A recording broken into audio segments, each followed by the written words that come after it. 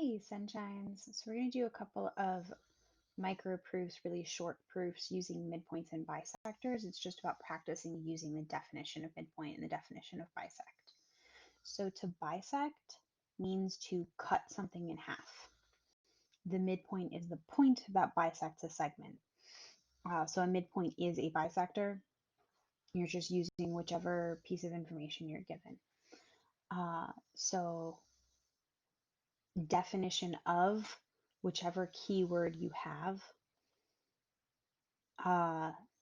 is how you switch between the statement that it's bisecting and the fact that the two halves are congruent to each other. So for this one, we're given that segment RT bisects segment QS at point M. So RT is cutting QS. So RT is like your knife. The knife cuts the sandwich. So RT is the knife and QS is the sandwich. So the sandwich is what's getting cut into two pieces. So QS is getting cut into two congruent pieces. So the two halves are going to be the same size. Segment QM is congruent to segment MS, which is our statement that we're supposed to be proving, but usually you're going to have stuff like this in the middle of your proof where you're given this and then you're told to prove something else that uses this statement, so you have to make this statement on your own.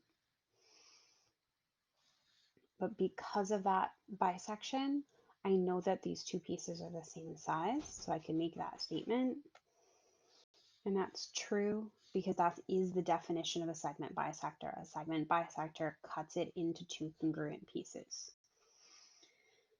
So when you're writing your proofs, generally speaking, if you write def instead of definition, if you just write def of bisect, I'll usually accept that, especially in like longer proofs where you just don't have a ton of space.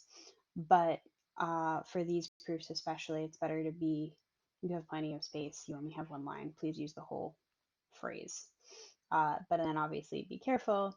This is a segment that got bisected. If you're bisecting an angle, then remember that it's definition of an angle bisector. If your keyword is the word midpoint, then that means you're being told that it's a midpoint. A midpoint does the same thing, but then it's definition of midpoint. You can go the other way too. A lot of times you're told you want to prove that something is a bisector or that something is a midpoint, and so you get to the point of, okay, well, I know these two pieces are congruent. Oh, that means B is the midpoint. So I'm not going to write it out because I want you guys to do your practice. But for this one, you're just going the other direction. You're still using definition of midpoint, but you're going the other way. You're starting with the congruent statement, and then your conclusion, your second statement, is going to be B is the midpoint.